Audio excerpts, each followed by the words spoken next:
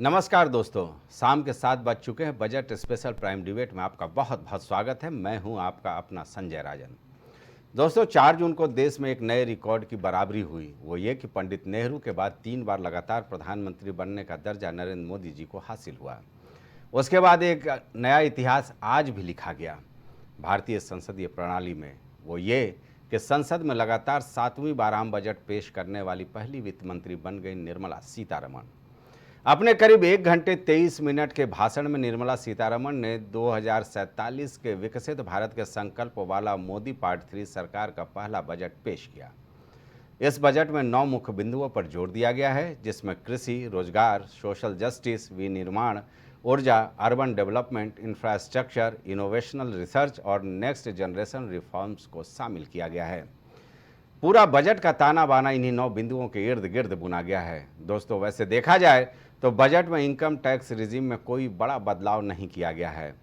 3 लाख तक आय वालों को आयकर से छूट दी गई है, जबकि सबसे बड़ा स्लैब 15 लाख से ज़्यादा आय वालों का है, जिनको 30% इनकम टैक्स देना होगा। हालांकि स्टैंडर्ड डिडक्शन में 25,000 की राहत देते हुए इसकी सीमा 50,000 से बढ़ाकर 75,000 कर दी गई है। इस बजट में सबसे ज़्यादा जोर इंफ्रास्ट्रक्चर पर दिया गया है, जिसके लिए 11 लाख करोड़ के भारी भरकम धनराशि का प्रावधान किया गया है। कृषि और किसानों के लिए 1.52 लाख करोड़, आधी आबादी के लिए करीब 3 लाख करोड़, शिक्षा, रोजी रोजगार से जुड़ी योजनाओं में मसलन कौशल विकास ट्रेनिंग के लिए करीब 3.5 लाख करोड़ का प्रावधान किया गया है। दोस्तों, बजट में मोदी सरकार के खेवनहार बने बिहार के नीतीश बाबू और आंध्र प्रदेश के चंद्रबाबू नायडू के लिए तो वित्त मंत्री ने खजाना ही खोल दिया है।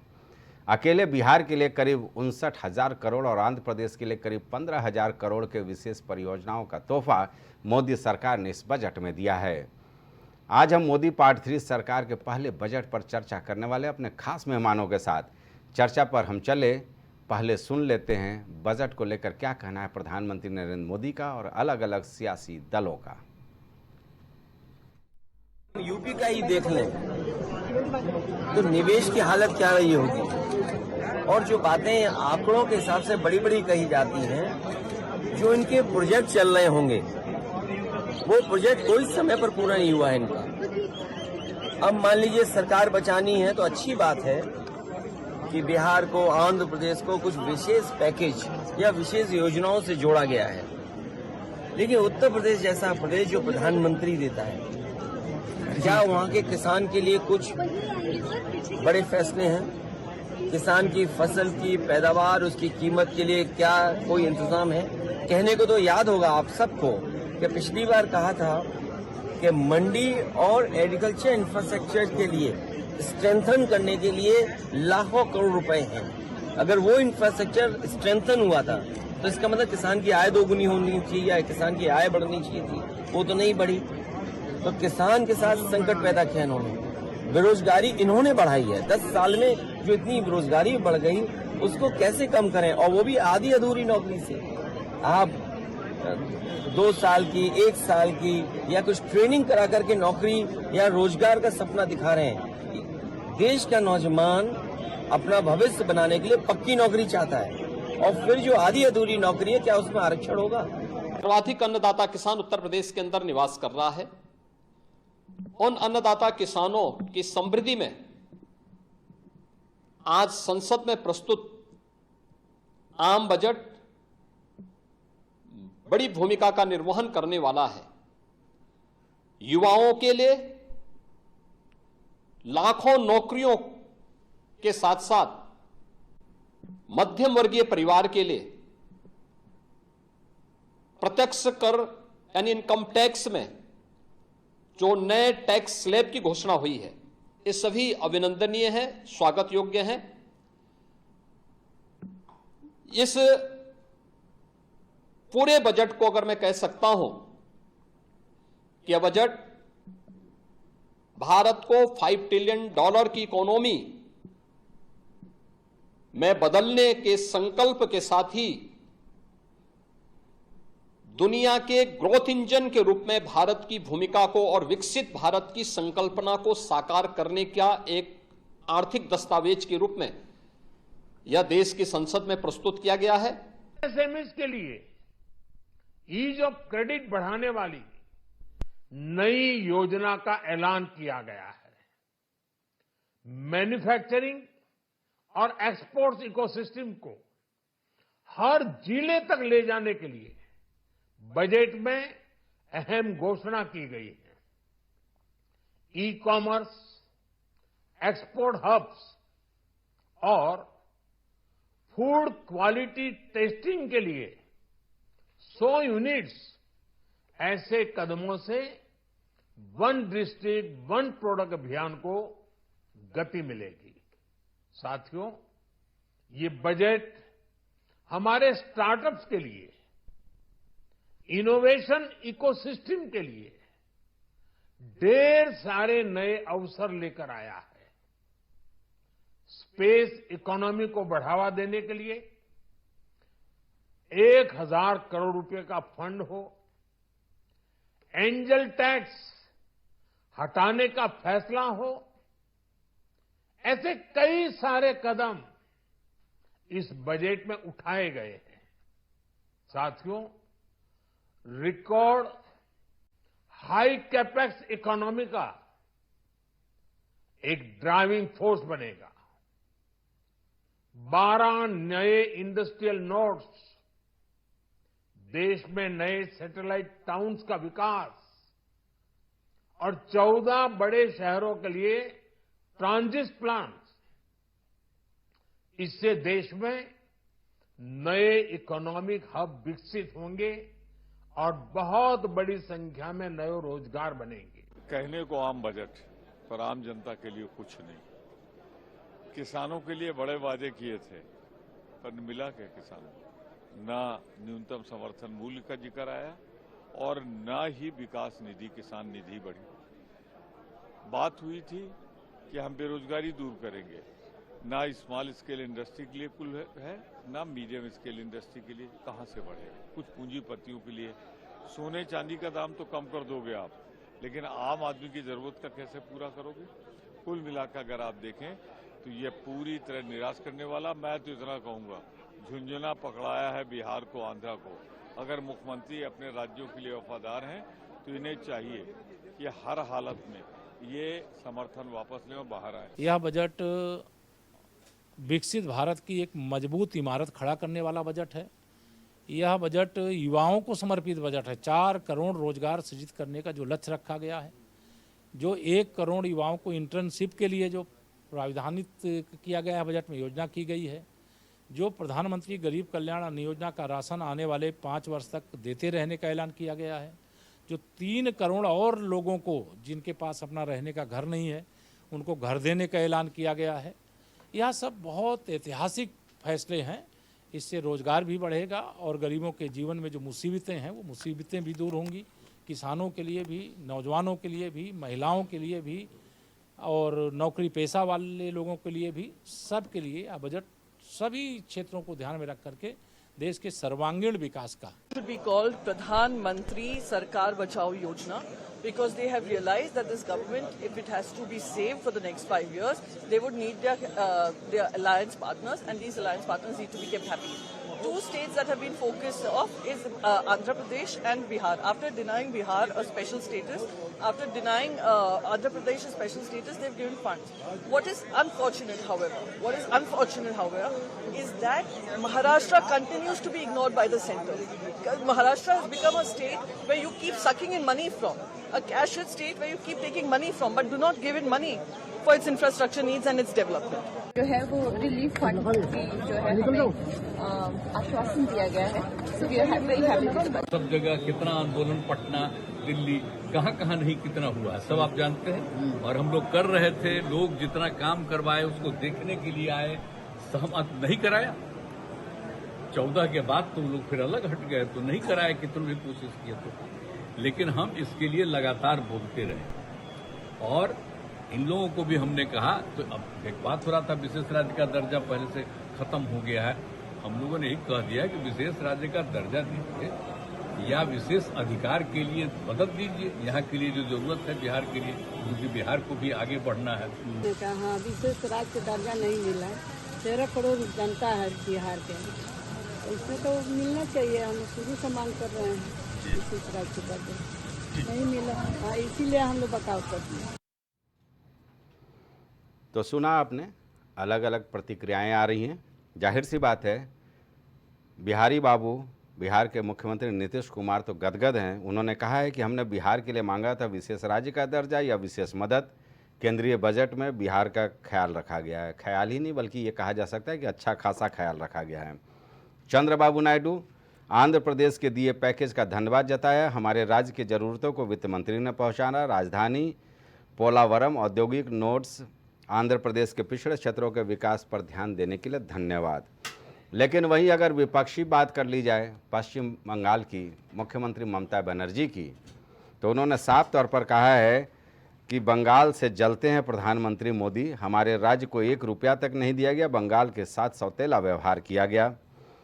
कर्नाटक के मुख्यमंत्री सिद्धारमैया कहते हैं कि बजट में कर्नाटक के लिए कुछ भी नहीं है, खाली है पूरा पैकेट। राहुल गांधी कहते हैं कुर्सी बचाओ बजट। अखिलेश जी भी कहते हैं कि ये कुर्सी बचाओ बजट है। यानी कुल मिलाकर इशारा इनका किसी न किसी तरह से चंद्रबाबू नायडू और नीतीश कुमार की ओर है। हालांकि जाहिर सी बात है, इस बजट की बात कर ली जाए तो कई ऐसी चीज़ें हैं जिसको लेकर के थोड़ा बहुत राहत निश्चित तौर पर देखने को मिल रहा है। इनकम टैक्स रिजीम की बात कर ली जाए तो पिछले बार ये था 3 से 6 लाख आय वालों को 5% देने की बात थी। इस बार 3 से 7 लाख कर दिया गया है, यानी 1 लाख। 6 से 10 लाख आय वालों को 10% देना था। इस बार मौजूदा जो बजट है, इसमें जो आयकर रिजीम बनाया गया, इसमें 7 से 10 लाख आय वालों को 10% देने की बात कही गई है। बाकी 10 से 12 लाख, 12 से 15 लाख और 15 लाख से ऊपर इसमें कोई परिवर्तन नहीं किया गया है। चलिए, हमारे खास मेहमान हमारे साथ जुड़ गए हैं।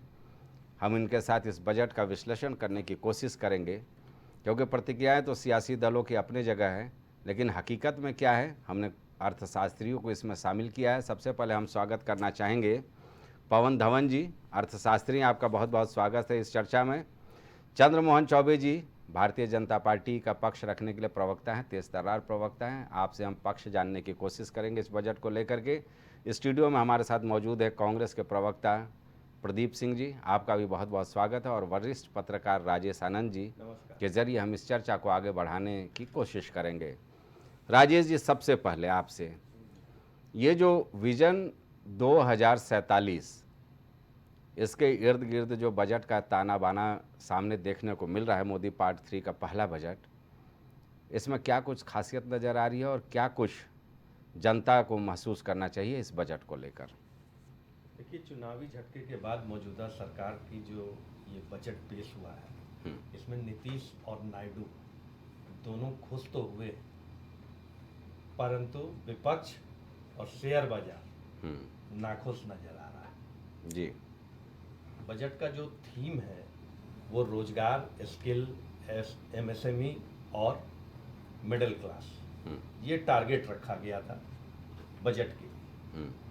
किसको क्या मिला, ये बजट पूरा जब विस्तृत अभी हुआ, ये है कि बजट आते ही त्वरित प्रक्रिया शुरू हो गई है, त्वरित बयानबाजी शुरू हो गई है। विपक्ष से आवाज़ आई कि कुर्सी बचाओ बजट है। मेरा एक सवाल है कि अगर कुर्सी बचाओ बजट है तो ये बहुत अच्छी बात है, इसको पॉजिटिविटी में लेना चाहिए। हर सरकार चाहेगी अपनी कुर्सी बचाने के लिए, एक स्थिर सरकार देने के लिए, एक अस्थायी योजनाओं को चलाने के लिए। और स्थिर सरकार इस देश को कभी भी विकसित नहीं कर सकती। तो अगर ये कुर्सी बचाओ बजट है, जैसा कि प्रतिपक्ष के नेता कह रहे हैं, तो मेरे हिसाब से तो ये बहुत अच्छी उपलब्धि है कि उन्होंने कुर्सी बचा ली है। सरकार अब अस्थिर नहीं रहेगी, क्योंकि देश के विकास में स्थिर सरकार का होना बहुत जरूरी है। अब मैं बात करूं बिहार की, जैसे बिहार को लगभग 5,900 करोड़ रुपए का योगदान मिला है। पीछे बीते 2004 से 14 तक, आज बिहार के विपक्ष के नेता पूर्व मुख्यमंत्री राबड़ी देवी का बयान मैं सुन रहा था। उन्होंने कहा कि बिहार के साथ कुछ नहीं हुआ है, झुंझुना पकड़ा दिया है और विशेष दर्जा मिलना चाहिए। ये देखिए, यहाँ शब्दों का हेर फेर है। विशेष दर्जा और विशेष पैकेज जी। दर्जा में कानूनी अड़चन होगी, कुछ न कुछ त्रुटियां रही होंगी जो बिहार फुलफिल नहीं कर पा रहा होगा, इसलिए उसे विशेष दर्जा नहीं दिया गया। कहने का मतलब है कि कान सीधा पकड़िए या घुमा कर पकड़िए जी। आफ्टर ऑल बिहार को मदद मिली है बहुत सालों बाद। जो जिस तरीके से आज भी देश में बंटवारे के बाद का जो दंश बिहार झेल रहा है वो आज तक बरकरार है। अभी भी बिहार का अभी मौजूदा समय अगर आप देखेंगे तो आधा बिहार बाढ़ के प्रभाव से प्रभावित है और जनजीवन अस्त व्यस्त है। वैसे में बाढ़ के हिस्से में 1,10 करोड़ रुपया लगभग मौजूदा सरकार ने आवंटित किया है, तो निश्चित रूप से बिहार का बेहतरी के लिए ही सरकार ने इन सब चीज़ों को हुआ है। दूसरा मैं एक चीज़ और बताना चाह रहा था कि जो रोजगार वाली बात आई जी, रोजगार की स्थिति जो स्किल डेवलपमेंट की बात आई, इसमें 49.5% बेरोजगार जो है वो स्नातक हैं, ग्रेजुएट हैं। होता यह है कि डिग्री तो मिल जाती है स्नातक की, पर स्किल नहीं है। अब स्किल नहीं है तो बेरोजगारी तो बढ़ेगी, क्योंकि जहां भी आप नौकरी के लिए जाएंगे वहां आपका स्किल होना बहुत जरूरी है। जिस तरीके की हालत देश में शिक्षा की है उससे स्किल डेवलप हो पाना बहुत मुश्किल लगता है। कारण उसका अभी आप आज ही देखे होंगे, सुप्रीम कोर्ट का एक फैसला आया कि नीट की परीक्षा दोबारा नहीं कराई जाएगी। पहले नीट को लेके पेपर लीक होते रहे, तमाम पेपर लीक होते रहे। ये तो एक कुछ घटनाएं हैं जो सामने आ गई हैं। बिहार को ले लीजिए या उत्तर प्रदेश को ले लीजिए या कई ऐसे राज्य हैं उनको ले लीजिए जहाँ की माध्यमिक परीक्षा या स्नातक की परीक्षा या लॉ की परीक्षा किस तरीके से होती है वो किसी से छुपी नहीं है।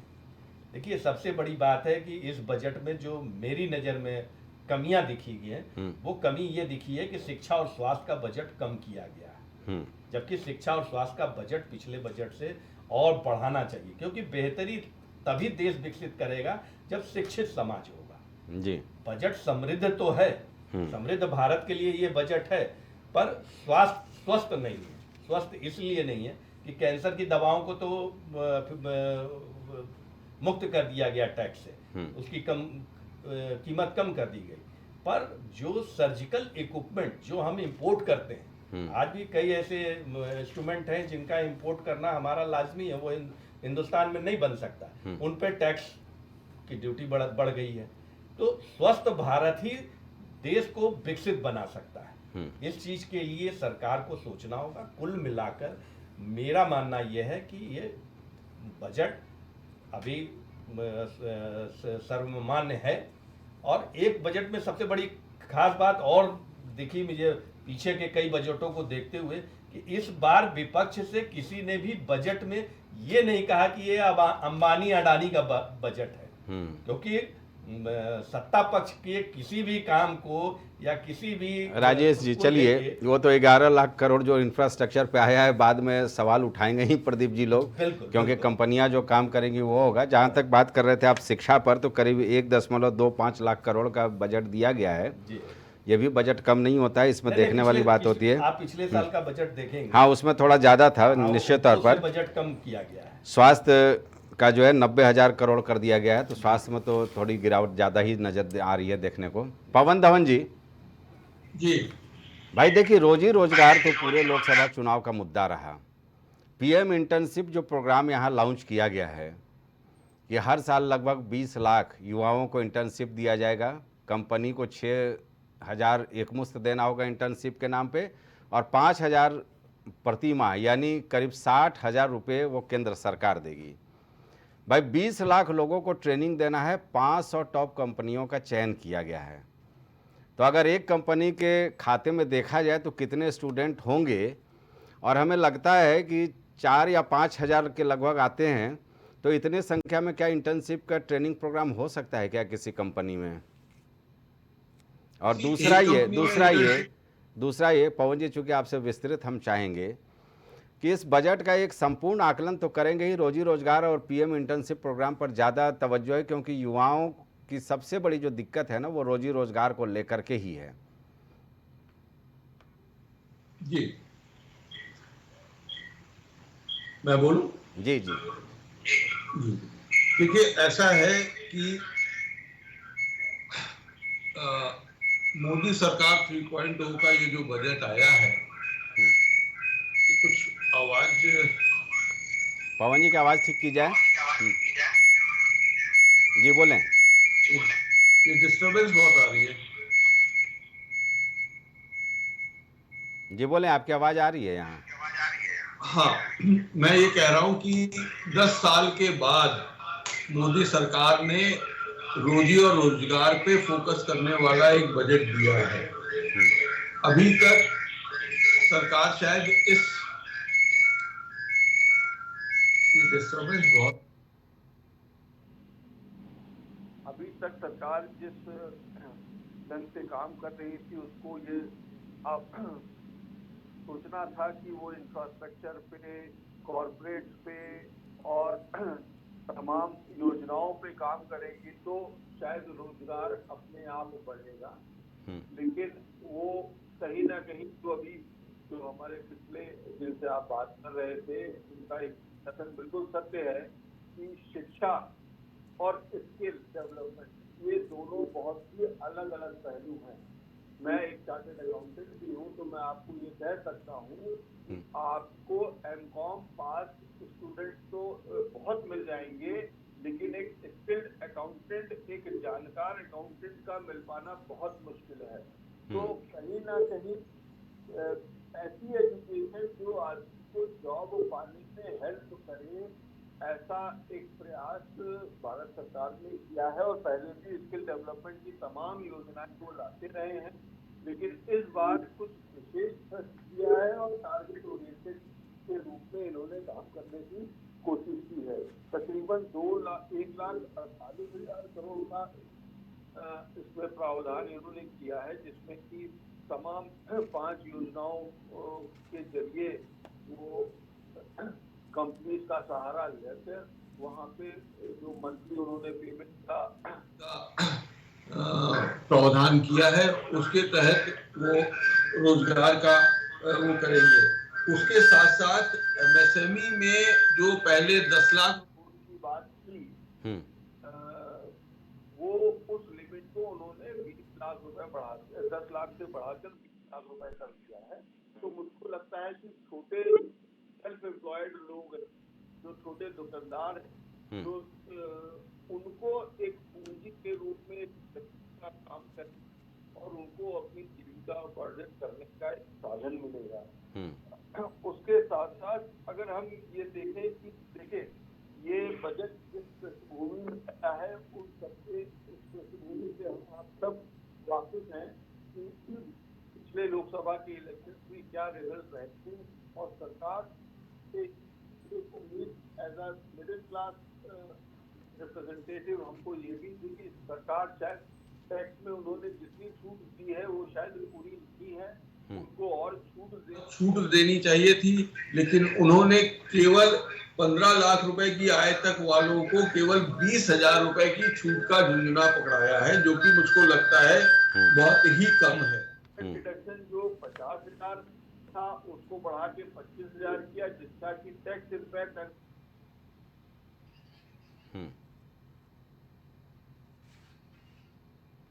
लगता है पवन जी की आवाज़ हम तक नहीं पहुंच पा रही है। पवन जी की आवाज़ ठीक की जाए, मैं अनुरोध करना चाहूँगा अपने सहयोगियों से। चलिए प्रदीप जी, भाई बजट में बहुत कुछ है। सबसे पहले तो ये बता दें कि आप लोग अक्सर सवाल उठाते थे कि मनरेगा की जो राशि है, धनराशि है, उसे कम कर दी गई। 60,000 से बढ़ा करके 86,000 करोड़ कर दिया गया है मनरेगा में। न्यूक्लियर पावर को लेकर के 442 करोड़ पहले हुआ करता था, अब 2,228 करोड़ रुपए इसको कर दिया गया है। शोध विकास को लेकर के सरकार का जोर है, 840 करोड़ से ये बढ़ा करके 1,200 करोड़। और सोलर पावर पर बहुत ज़्यादा इम्फेसिस है इस बजट में, इस सरकार में। मोदी पार्ट 3 में 4,970 करोड़ से ये बजट बढ़ा करके सीधे 10,000 करोड़ तक ले जाया गया है, क्योंकि एक स्पेशल स्कीम है पीएम सूर्य घर योजना। 1 करोड़ परिवार को हर महीने 300 यूनिट बिजली मुफ्त देने की योजना। दूसरा रहा कि रोजी रोजगार और कौशल विकास को लेकर के, प्रशिक्षण को लेकर के 2 लाख करोड़ युवाओं को। अब ये तो आप कहेंगे ही, मैं जानता हूँ कि आपका आरोप होगा कि साहब जो 30 लाख पहले सरकारी भर्तियाँ रिक्त थीं उसका क्या होगा कि इसके बाद ये योजनाएं मोदी जी ले आते हैं। इस योजना को लेकर के क्या कहा जाए? आप भी वही इत्तेफाक रखेंगे जो राहुल गांधी कहे हैं? संजय जी, आदरणीय राहुल गांधी जी ने गलत क्या कहा? एकदम साफ और स्पष्ट है, ये बजट केवल मोदी सरकार बचाओ बजट है। बताइए इस बजट में देश के युवाओं के लिए क्या है, देश के किसानों के लिए क्या है, देश के गरीबों के लिए क्या है, देश की महिलाओं के लिए क्या है? अब बताइए। तो आप बताइए, आप शिक्षा पे बात करेंगे। अभी हमारे एक पैनलिस्ट साथी शिक्षा पर बात कर रहे थे। शिक्षा की स्थिति यह है, शिक्षा का बजट घटाकर 900 रुपए प्रति व्यक्ति शिक्षा पर यह सरकार खर्च करने जा रही है। 900 रुपए में प्राइमरी पाठशाला में पढ़ना दो, स्नातक करना दो, प्राइमरी पाठशाला की शिक्षा नहीं ग्रहण की जा सकती। आप स्वास्थ्य के बजट पर, आपके स्वास्थ्य के बजट को घटाकर आपने प्रति व्यक्ति 632 रुपए स्वास्थ्य सेवा में उसको देने की बात की है। 632 रुपए में बुखार नहीं ठीक हो सकता। आप रोजगार की बात कर रहे हैं, आप बजट बढ़ाने की बात कर रहे हैं। बजट की स्थिति यह है, रक्षा का बजट 2023 में 9.60 था, आज 9.43। कृषि 3.20 23 में था, आज 3.15। स्वास्थ्य 1.97 23 में था, 1.85 आज है। ट्रांसपोर्ट 11.48 23 में था, 11.28 आज है। पेंशन 5.20 23 में था, 5.04 आज है। एनर्जी में 2.10 23 में था और 1.42 आज है। आप वैज्ञानिक विभाग की बात आप कर रहे थे, 0.71 23 में था, 0.67 आज है। फूड सब्सिडी में 4.38 23 में था, आज 4.25 है। नॉर्थ ईस्ट के विकास के लिए 0.13 23 में था, 0.12 आज है। सामाजिक कल्याण, जहां मतलब इनको दलितों से कितनी नफरत है, सामाजिक कल्याण में 1.22 23 में था, 1.17 आज है। फर्टिलाइजर सब्सिडी 3.88 23 में था और 3.40 आज है।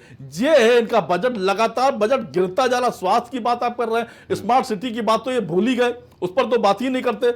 अब शिक्षा पे जहां 10 लाख शिक्षकों की आज कमी है, वहां प्रति व्यक्ति शिक्षा की बजट में आपने 900 रुपए दिया। इससे हम इस देश के युवाओं के भविष्य की बात कर सकते हैं क्या? आप लगातार देख लीजिए। आप इनके स्वास्थ्य के बजट में स्वास्थ्य का बजट मैंने आपको बताया, स्वास्थ्य का बजट में घटा के 1.85 कर दिया, मतलब 1900 करोड़ रुपए में पूरे देश का, मतलब यानी 632 रुपए प्रति व्यक्ति। 632 रुपए प्रति व्यक्ति में क्या इलाज संभव? आज भी 70% की जनता प्राइवेट हॉस्पिटलों में जाने के लिए मजबूर है। हम लोक कल्याणकारी राज्य हैं। लोक कल्याणकारी राज्य में सबसे मूलभूत आवश्यकता क्या होती है? स्वास्थ्य, शिक्षा, सड़क, रोजगार और परिवहन। परिवहन में रेल पे ये सरकार एक लाइन नहीं बोली। अब बिहार को बहुत कुछ देने की बात कर रहे थे, क्या बिहार को रेल नहीं चाहिए क्या? रेल पर क्या सरकार कुछ बोली क्या? आपने रेवड़ियां बांटी, आधी अधूरी रेवड़ियां बांटी। केवल आपने अपने अलायंस पार्टनर को भी ठगने का काम किया है, देश के युवाओं को ठगने का काम किया। तो देश तो सवाल कर रहा है, देश का किसान सवाल कर रहा है। एमएसपी की आप बात कर रहे हैं, आप कृषि में आपने बजट घटा दिया। अब एमएसपी आपके लिए केवल किसानों के लिए सपना रह गई। आपने नकल करने की बात की। आपने पहली नौकरी पे आपने कांग्रेस के मैनिफेस्टो का नकल तो किया, लेकिन आप चूंकि कमजोर नकलची हैं तो नकल भी पूरी नहीं कर पाए आप। हमने 1 लाख रुपए देने की बात की थी, आपने 60,000 दिया। ये सारी, और ये उसका बजट कैसे लोकेट करेंगे, इस पर आपने कोई बात नहीं कही। तो ये बजट कहां से आएगा, इस पर भी तो आप देश को जानने का अधिकार है कि नहीं? तो सरकार को ये सारी बातें बतानी चाहिए थी। तो निश्चित तौर पर देश के युवाओं के साथ धोखा है, देश की महिलाओं के साथ धोखा है, देश की आम आदमी के साथ धोखा है। ये बजट धोखेबाज बजट है। नहीं, सही बात है। कई चीज़ें तो ऐसी हैं जिस पर सवाल खड़े हो रहे हैं, लेकिन कई बेहतरी की भी बात की गई है। जैसे 12 इंडस्ट्रियल हब बनाने की बात हो रही है। प्रदीप जी, इसमें भी रोजी रोजगार कहीं ना कहीं सृजित होगा मेरे ख्याल से। 100 स्मार्ट सिटी संजय जी, और आज तक देश ढूंढ रहा है किसानों को, जिसको ये स्मार्ट सिटी का नाम दे रहे हैं। सुनिए, तो मैं बता रहा हूँ, फर्टिलाइजर का बजट इसलिए कम किया कि नेचुरल फार्मिंग को सरकार बढ़ावा दे रही है। 1 लाख किसानों को नेचुरल फार्मिंग से जोड़ने की परियोजना है। उसमें भी अच्छा खासा रकम जाना है। में कितनी 400 जिलों में फसलों का डिजिटल सर्वे होगा। पिछले बजट में इस परियोजना को कितना दिया था, बता दीजिए मुझको। ये जो बात कह रहे हैं पिछले बजट में कह चुके हैं। तो पिछले बजट में आपने कुछ किया नहीं, इसलिए आप इस बजट में फिर कह रहे हैं। तो पिछले बजट में तो आप कुछ करके आए नहीं, आगे हम कैसे विश्वास कर लें? चलिए, ये तो पिछला 2023 का बजट है। चंद्रमोहन चौबे जी, भाई प्रदीप जी का कहना है कि बजट में स्वास्थ्य, शिक्षा सब खराब। 900 रुपये में कैसे इलाज कराएंगे और 600 रुपये में कैसे पढ़ाएंगे? सॉरी, 600 रुपये में कैसे इलाज कराएंगे, 900 रुपये में कैसे पढ़ाएंगे बच्चों को? नहीं, देखिए प्रदीप जी हमारे बड़े भाई हैं और वो कह सकते हैं, क्योंकि वो कांग्रेस पार्टी के नेता हैं, कांग्रेस पार्टी के प्रवक्ता हैं, बल्कि वो छात्र नेता भी रहे, छात्र संघ के अध्यक्ष भी रहे, हमारे बड़े भाई की तरह हैं और मित्र भी हैं। जी जी। तो ये तो कुछ भी कह सकते हैं, मित्रवर हैं, लेकिन छोड़ते नहीं है डिबेट में। नहीं चौबे जी नहीं होते तो और कड़ा बयान देता। हाँ जी। अच्छा, वो कह रहे कि थोड़ी मुरव्वत है। चलिए जवाब दीजिए भाई, बजट क्योंकि बहुत अहम है, इसीलिए हम इतना बोल भी ले रहे हैं। बड़े भाई के सामने छोटा भाई बोल सकता है। जी बिल्कुल। तो देखिए, ऐसा है कि कांग्रेस पार्टी तो स्वयं नहीं समझ पा रही कि इस बजट के बारे में वो क्या टिप्पणी करें। राहुल जी भी इस बजट के बारे में कुछ और कहते हैं, खड़गे जी कुछ और कहते हैं, चिदम्बरम जी कुछ और कहते हैं। एक आदमी कहता है कि पूरी तरह से कांग्रेस का ये नकल है, तो कोई कहता है कि एकदम ये खराब है। तो अब तय करें कि कांग्रेस का बजट सही था कि खराब था। खैर, इन सब की बातों को बंद करते हुए सीधा आते हैं इस बजट पर टिप्पणी करने के लिए कि ये बजट जो है भारत के लोगों के लिए, 140 करोड़ लोगों के लिए सर्वस्पर्शी है, सर्व समावेशी है और विकासोन्मुखी है। ये भारत को 2047 तक, जो माननीय प्रधानमंत्री जी भारत को एक विकसित भारत के रूप में, विकसित राष्ट्र के रूप में एक विश्व में स्थान बनाना चाहते हैं, उसकी एक ये रूपरेखा है। प्रधानमंत्री जी के लिए उन्होंने स्पष्ट कहा था कि हमारे लिए कोई जाति नहीं है, हमारे लिए सिर्फ 4 जाति है, गरीब, किसान, युवा और महिला। इस बजट में यदि आप देखेंगे तो पूरी तरह से इन 4 वर्गों को ध्यान में रखकर ही ये बजट बना है। चाहे वो स्किल डेवलप की बात हो अथवा कृषि में नए प्रकार के खेतों के खेती करने के लिए उनको प्रोत्साहित करने के लिए योजनाएं हो, चाहे उनको सोलर पंप हो अथवा सूर्य घर की योजना हो जिससे बिजली मिलेगी और उनको बहुत ज्यादा टैक्स नहीं देना पड़ेगा, उस पर ज्यादा खर्चा नहीं होना है। युवाओं के लिए जब पढ़ाई तो ठीक है, होता क्या है आजकल देखने में आ रहा है कि स्नातक हो लेते हैं, प्रस्नातक हो लेते हैं, लेकिन जब नौकरी के लिए जब जाते हैं प्राइवेट कंपनियों में या कहीं पर भी, तो उनके अंदर कोई स्किल का अनुभव नहीं होता है, जिसकी वजह से वो छट जाते हैं। जी। अब क्या है, जब स्किल उनके अंदर होगा तो उनको रोजगार मिलने में आसानी होगी और स्किल बहुत ही जरूरी है और इसी को देखकर इस पर पूरा ध्यान रखा गया है। महिलाओं की सुरक्षा पर ध्यान दिया गया है और सबसे बड़ी बात संजय जी, जब कोई वृद्ध हो जाता है, 70 वर्ष की आयु के आसपास होता है, तो उसके स्वास्थ्य की, उसकी देखभाल की बड़ी आवश्यकता होती है और उसको ध्यान में रखकर माननीय प्रधानमंत्री जी ने 70 साल की आयु के लोगों के लिए कोई बाधा नहीं, कोई नियम नहीं, जो भी 70 वर्ष से अधिक है उसको जो आयुष्मान योजना में यानी कि 5 लाख रुपए की उसको स्वास्थ्य कवर अपने आप मिल जाएगा, इसमें कहीं कोई दिक्कत नहीं है जी। तो यदि आप देखेंगे संजय जी, तो ये बजट वाकई भारत के लोगों के लिए, 140 करोड़ लोगों के लिए उनके मन के अनुसार बजट है।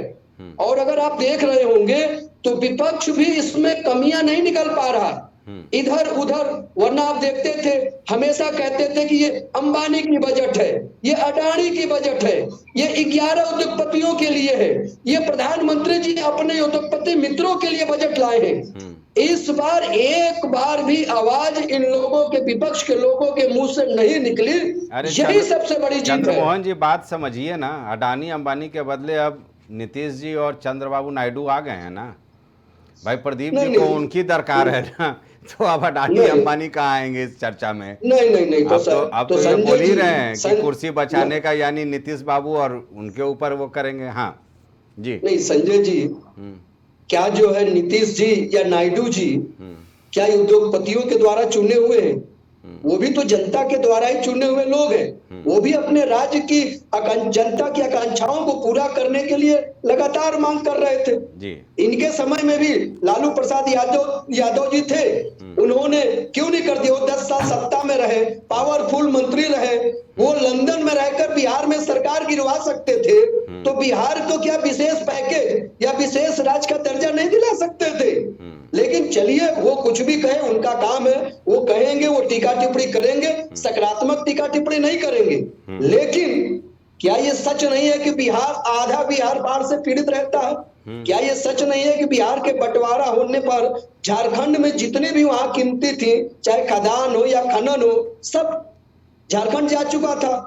तो ऐसे में बिहार को एक विशेष पैकेज की आवश्यकता बहुत वर्षों से, कई वर्षों से थी। यहाँ तक कि तेजस्वी यादव भी बार बार मांगा करते थे, कांग्रेस के हमारे साथी भी मांगा करते थे, हालांकि जब उनका वो समय था तो वो नहीं कर पाए थे। चंद्रमोहन जी, मोटा मोटी अगर बिहार के विशेष पैकेज की बात कर ली जाए ना, तो एक तो बक्सर में गंगा पुल 2 लेन का, राजेश जी ध्यान से सुनिएगा, और इसके अलावा जो है 3 एक्सप्रेसवे है, नहीं सुनिए, 3 एक्सप्रेसवे। मेरा सवाल जहाँ जाएगा मैं वहाँ तक आपको ले चलता हूँ। 3 एक्सप्रेसवे है, उससे बन जाने से अगर बाढ़ की समस्या का निजात हो जाएगा तो हमें बता दीजिएगा थोड़ा सा। बोध गया में काशी के तर्ज पर विष्णुपद मंदिर कॉरिडोर, बोध गया में महाबोधि कॉरिडोर, है ना। इसके अलावे अभी आगे एक शायद ऊर्जा पावर प्रोजेक्ट के लिए भी कोई है 24,000 मेगावाट का। तो इससे हमको लगता है कि विशेष पैकेज से शायद बाढ़ से राहत मिल जाएगा बिहार को, है ना, एक्सप्रेसवे वगैरह बन जाएगा तो। नहीं संजय जी, देखिए ऐसा है कि जब आवागमन का साधन सुचारू रूप से चलता, बढ़िया होता है, तो लोग, पर्यटक भी आते हैं। जी। आप जानते होंगे हमारे भारतवर्ष में कई ऐसे राज्य हैं। मैं चंद्रमोहन जी चूंकि बिहार से हूँ तो इंफ्रास्ट्रक्चर को लेकर के मैं स्वागत करता हूँ कि ये होना चाहिए था राजेश आनंद जी की तरह। लेकिन सवाल ये नहीं है, सवाल ये है कि जो मूलभूत समस्याएं हैं ना, आप चले जाएंगे बिहार के एक बड़े इलाके को, जो हम लोग, जिसको हम लोग दियारा शायद बोलते हैं ना राजेश जी, बिहार में, वहाँ हालत इतनी बदतर होती है कि अस्पताल से लेकर के और लाखों की आबादी पानी के भीतर समा जाता है। उसके डेवलपमेंट के लिए समग्र एक कोई योजना होती ना, तो शायद मुझको ज़्यादा सुकून देता। नहीं, उसके लिए 1,10,000 करोड़ रुपया नहीं, वो इरिगेशन और बाढ़ के लिए पूरे देश के लिए है सर। 11,500 लाख करोड़, स्पेशली 1,10,000 करोड़ बिहार को चलिए। हाँ, तो अब जो मौजूदा सरकार है वो और दूसरा राजेश जी जवाब ये दे दीजिए कि इंटर्नशिप जो प्रोग्राम है, इसमें युवाओं को हम दिखा रहे हैं सपना, लेकिन अगर विस्तार से जाएंगे ना तो IIT, IIM इस तरह के जो मान्य प्रतिष्ठान हैं, वहाँ से डिग्री धारकों को ये इंटर्नशिप प्रोग्राम का फ़ायदा नहीं मिलेगा। बिल्कुल नहीं। अगर हम टैक्स पेयर हैं ना, तो हमारे बच्चों को उसका फ़ायदा नहीं मिलेगा। इस पर प्रदीप जी विश्लेषण करेंगे, लेकिन पहले आपसे जानना चाहेंगे। तो एक बड़ी आबादी तो ऐसे ही चली गई यार। 3 लाख रुपये तो हमें लगता है कि अब आम आदमी की कमाई लगभग हो गई है। बिल्कुल, है ना। 3 लाख से कम वाले का बच्चा कभी सोचेगा भी कि नहीं हमको इंटर्नशिप के लिए जाना है किसी 500 टॉप कंपनियों में।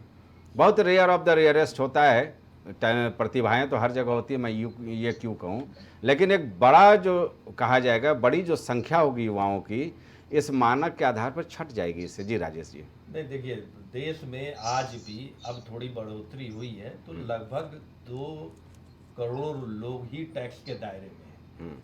अभी भी भारत में जो टैक्स देने की प्रवृत्ति है या जो टैक्स देने का मानक है, वो अभी भी संतोषजनक नहीं है। तो टैक्स के स्लैब और टैक्स को लेकर 140 ये देखना पड़ेगा। 140 करोड़ में 2 करोड़ ही टैक्स देंगे, ये मुझे नहीं देखना पड़ेगा। नहीं, देखना नहीं पड़ेगा, कंफर्म है ये। आज आप निकाल कर देख लीजिएगा, मैंने तो ठीक है आंकलन निकाला है। लगभग पूरे देश के 2.2% लोग टैक्स देते हैं, जो 2 करोड़ 9 लाख लोग हुए। 2013 में एंजल टैक्स लगाया गया था, ये वो तो हटा दिया, वो सराहनीय है। देखिए टैक्स स्लैब को लेके बहुत बड़े वर्ग को कोई फायदा नुकसान नहीं होता है। सबसे बड़ा नुकसान किसका होता है? वो होता है टैक्स पेयर का। इस देश में ये विडंबना है कि एक टैक्स पेयर को कोई भी विशेष सुविधा नहीं है, ना इलाज की, ना शिक्षा की, ना ट्रांसपोर्टेशन की। ऐसा नहीं है कि आप टैक्स देते हो तो आपका बेहतर हॉस्पिटल में इलाज होगा या बेहतर तरीके से होगा, आपके बच्चे बेहतर शिक्षा प्राप्त कर लेंगे, आपको रेलवे या एविएशन में आपको प्राथमिकता दी जाएगी। तो ऐसा कहीं टैक्स पेयर के साथ नहीं है, इसीलिए लोगों का इंटरेस्ट टैक्स देने में भी नहीं रहता। मेरा तो सुझाव है सरकार से कि सरकार एक जैसे केंद्रीय विद्यालय बनाई है उस तरीके से टैक्स पेयर लोगों के लिए एक नया नाम देकर कोई विद्यालय बना दे जिसमें टैक्स पेयर के बच्चों की अच्छी शिक्षा हो। एक हॉस्पिटल जैसे एम्स बना है उस तरीके से टैक्स पेयर के लिए, ओनली फॉर टैक्स पेयर, एक बढ़िया हॉस्पिटल की व्यवस्था पूरे देश में कर दी जाए। तो मुझे ऐसा लगता है कि जो लोग टैक्स के दायरे को मार्च के महीने में आते हैं, चार्टर्ड अकाउंटेंट को ढूंढने लगते हैं कि टैक्स का कैसे बचाव किया जाए, कैसे कुछ पैसे बचा लिया जाए, तो उसमें लोग बढ़ चढ़कर हिस्सा लेंगे। बेहतर इलाज, बेहतर शिक्षा, रेलवे और एविएशन में अपने को प्राथमिकता के लिए लोग टैक्स देने के लिए आगे आएंगे। सरकार को ऐसे कदम उठाना चाहिए कि लोग टैक्स देने के लिए आगे बढ़े, न कि टैक्स चुराने के लिए गणित लगाना शुरू करें। जी। दूसरी चीज, अब जो विपक्ष की बात आई कि बजट को लेके जो बयानबाजी हुई, ये अभी चंद्रमोहन चौबे जी जो कह रहे थे, मैं इनकी बात से सहमत हूँ। वाकई बजट एक तरफ खरगे साहब कहते हैं कि कट एंड पेस्ट है, राहुल गांधी कहते हैं ये कुर्सी बचाओ बजट है।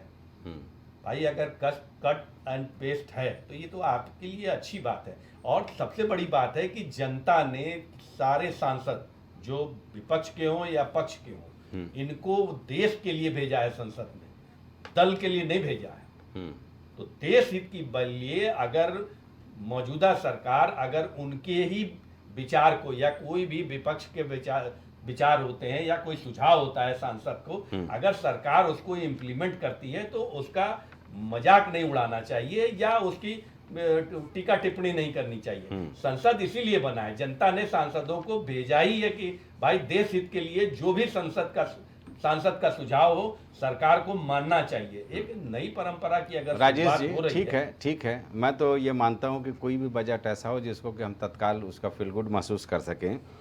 आप फोन, चार्जर, सोना चांदी, प्लेटिनम, कैंसर की 3 दवाएं, ये स्वागत योग्य है, इलेक्ट्रॉनिक सामान, रेयर मिनरल्स, फिश फीड, ये चीज़ें सस्ती देखने को मिल रही हैं। पहले के बजट में हम लोग देखते थे कि माचिस, दिया, सलाई, नमक, जो रोजमर्रा की चीजें हैं वो कहाँ तक सस्ती हो रही हैं। आटा होता, दाल होता है।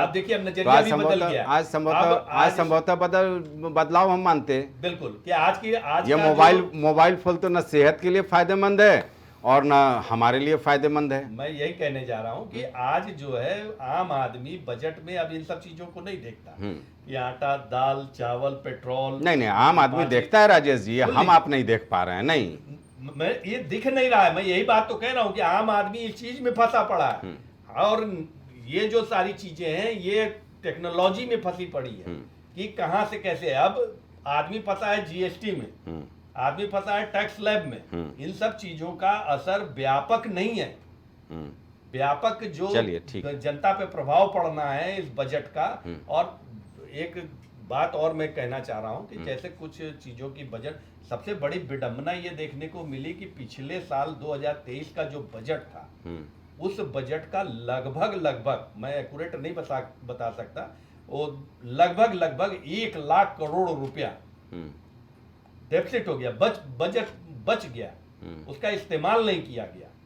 यही कमोबेशी पिछले 5 सालों में सांसदों की भी स्थिति रही है, चाहे वो पक्ष के हों चाहे विपक्ष के हों, कि उनकी सांसद निधि पूर्णतः जनता के हित के लिए नहीं लगाई गई। कई सांसद ऐसे हैं जिनके पैसे बेकार चले गए, वापस। पवन जी, आवाज आ रही है?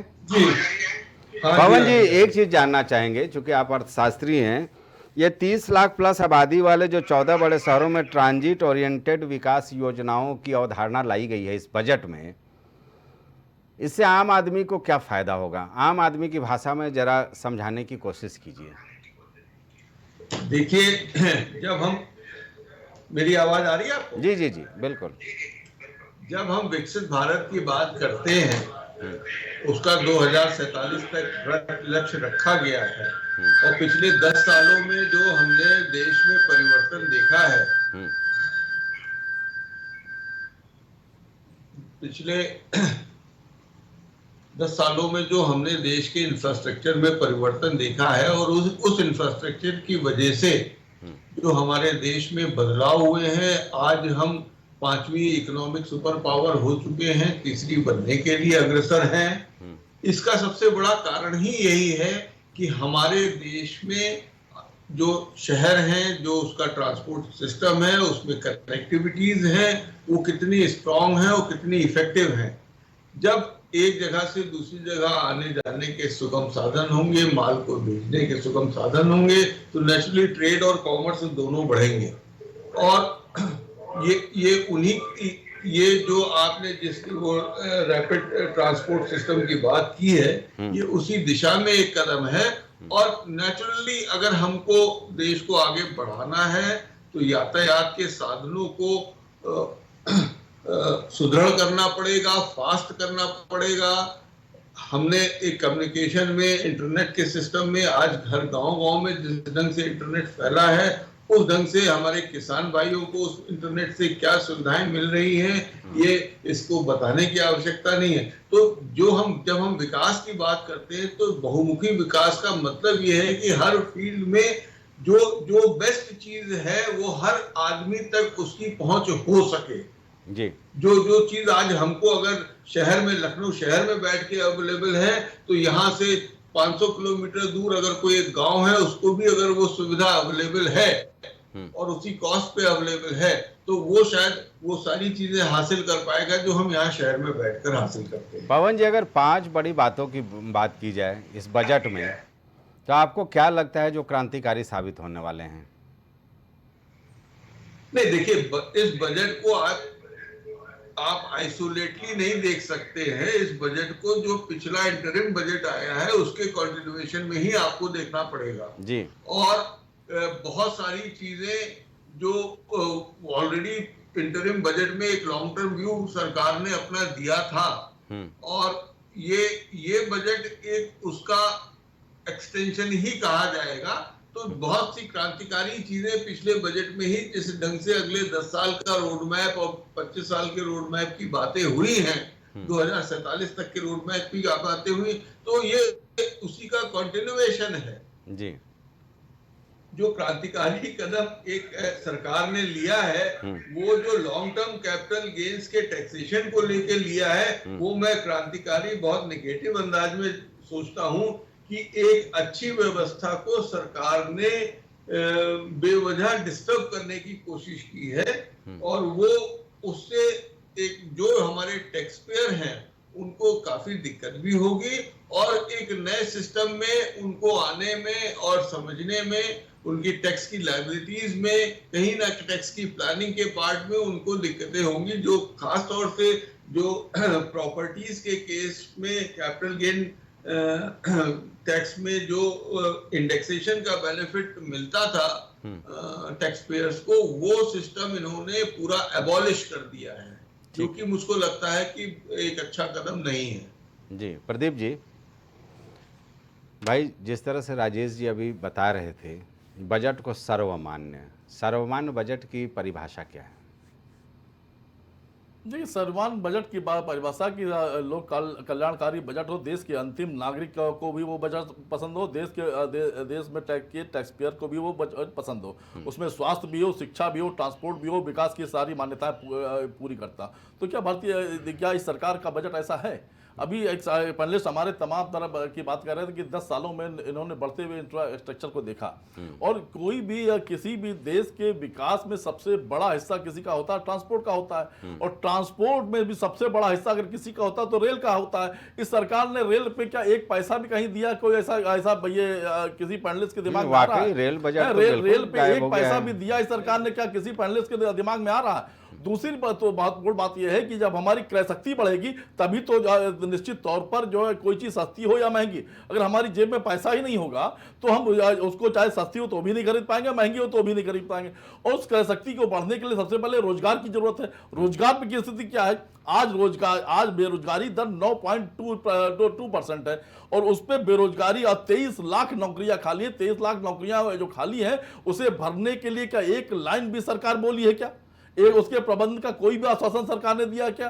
तीसरी बात, अर्थव्यवस्था में सबसे बड़ी जो बात होती है, जो उसकी अर्थव्यवस्था की रीढ़ की हड्डी होती है, MSME, उसकी स्थिति है उसमें केवल इन्होंने लोन देने के अलावा कोई स्पष्ट योजना इन्होंने बताई है क्या? पहले से ही ये जितनी MSME ये स्थिति है कि ये सब के सब लोन में फंसे हुए हैं और इन्होंने उसमें लोन की जरूरत नहीं, उन्हें सहारे की जरूरत है। और सहारे की स्थिति में सरकार क्या एक लाइन भी बोली क्या? तो निश्चित तौर पर जहां जो रीढ़ की हड्डी है उसे आपने कमजोर किया। जो क्रय शक्ति जहां बढ़ सकती थी वहां पे रोजगार पे आप मौन है। जहां ट्रांसपोर्ट के माध्यम से विकास हो सकता था उस पर आपने एक लाइन नहीं बोली। तो स्वास्थ्य की स्थिति है, स्वास्थ्य पे हम आपको बता चुके हैं कि स्वास्थ्य पे आपने 900 रुपए और शिक्षा पे आपने 632 रुपए, ये आपका आंकड़ा है। इस आधार पर आप लोक कल्याणकारी राज्य की कल्पना कर सकते हैं क्या? हम इस सरकार से पूछना चाहते हैं, केवल आपने अपने सहयोगियों को आधी अधूरी रेवड़ी बांटने के अलावा कोई काम किया क्या? बिहार में आपने जो भी बजट दिया, बिहार के डेवलपमेंट के लिए आपने इस पर चर्चा की, बिहार की बाढ़ से कैसे लड़ाई लड़ेगी? क्या वो बाढ़ से बहता हुआ पानी को उस रास्ते से चलता हुआ दूसरे शहर में चला जाएगा क्या? आपने निश्चित तौर पर इन मुद्दों पे कोई चर्चा की क्या? बिहार से लेकर पूरे देश में जिस तरीके से पेपर लीक पे पूरा युवा परेशान है, उस पर एक लाइन का जो आपने बोली क्या? तो निश्चित तौर पर हम इस देश का युवा आपसे रोजगार की अपेक्षा कर रहा था, देश की महिला आपसे रसोई को सस्ती करने की अपेक्षा कर रही थी, देश का किसान कह रहा था कि हमारी आय दुगनी होगी, उस पर भी आप कुछ नहीं बोले। तो देश के किसानों के लिए आप कुछ नहीं बोले, देश के नौजवानों के लिए आप कुछ नहीं बोले, देश की महिलाओं के अभी हमारे साथी कह रहे थे महिला सुरक्षा पर एक 10 सेकंड बहुत बड़ी बात की आप बताइए, महिलाओं के लिए इस बजट में कुछ ऐसा नया चीज है क्या? अब बताइए, उनके वर्कफोर्स को बढ़ाने के लिए सरकार ने एक लाइन भी कहीं बोली है क्या? तो निश्चित तौर पर महिलाओं के विकास के लिए, युवाओं को रोजगार के लिए, देश की स्वास्थ्य व्यवस्था के लिए, शिक्षा व्यवस्था के लिए क्या इनका घटता हुआ बजट ही राष्ट्र के विकास के लिए का अंतिम पायदान साबित होगा क्या? चलिए ठीक है, क्योंकि बहुत सारी चीजें ऐसी हैं जिसमें कि इजाफा किया है। एक मिनट चौबे जी से जरा जवाब ले लेते हैं। प्रदीप चौबे जी, मैं प्रदीप जी से 2 सवाल नहीं, अब चूंकि समय इजाजत नहीं दे रहा है, चौबे जी से जरा वो ले लेते, फिर राजेश जी आपसे समापन लेंगे। भाई संक्षेप में प्रदीप जी को जवाब दे दीजिए, क्योंकि सारा हो चुका है, चर्चा समाप्त करें। बिल्कुल संक्षेप में ही बता रहे हैं। देखिए, सबसे बड़ी इस चर्चा में या अभी तक बजट के बाद अगर आपने देखा होगा तो कोई उसको विपक्ष जो है कुछ समझ नहीं पा रहा कि उसको कहे तो क्या करे, इसकी आलोचना करे कि इसकी प्रशंसा करे कि क्या करे, कंफ्यूज है। अन्यथा जब भी बजट संसद में पारित होता था विपक्ष तुरंत बोलता था महिला विरोधी बजट, किसान विरोधी बजट, युवा विरोधी बजट। लेकिन इस बार आपने देखा कि कहीं भी इन लोग के मुंह से ये निकला हो कि इसका विरोधी उसका विरोधी? क्या निकला? Copy paste. क्या निकला? हमारे मैनिफेस्टो को जो है इन्होंने ले लिया, क्या कांग्रेस की नीतियों को ले लिया, या फिर बिहार कुर्सी बचाओ। मतलब इसके अलावा इन लोग के बड़े नेताओं ने कुछ भी नहीं कहा। तो यही सबसे बड़ी जीत है, यही सबसे बड़ा उत्तर है। चलिए सबसे बढ़िया बजट है ये, सर्वसमावेशी, समतामुखी, विकासोन्मुखी ये बजट है। चलिए ठीक है राजेश जी, 30 सेकंड में अपनी बात, क्योंकि इशारा हो गया है, अब समय बिल्कुल नहीं है मेरे पास। हाँ, 2 सवाल है। सवाल नहीं, अब आप अपना कंक्लूजन दिए। राष्ट्रीय अध्यक्ष का इनके कहना है कि कॉपी पेस्ट है, तो बजट का विरोध क्यों?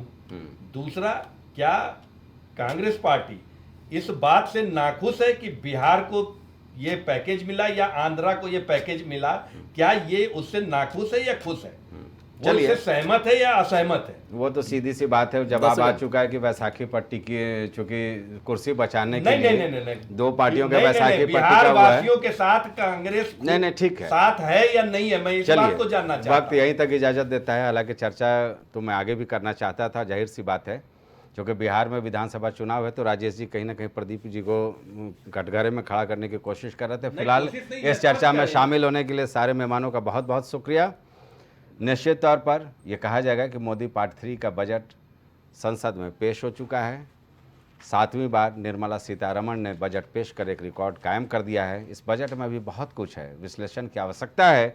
जैसे जैसे हम उसका अध्ययन करेंगे आपके सामने तथ्य लाने की कोशिश करेंगे। आज इस चर्चा में इतना ही। मुझे दीजिए इजाज़त। नमस्कार।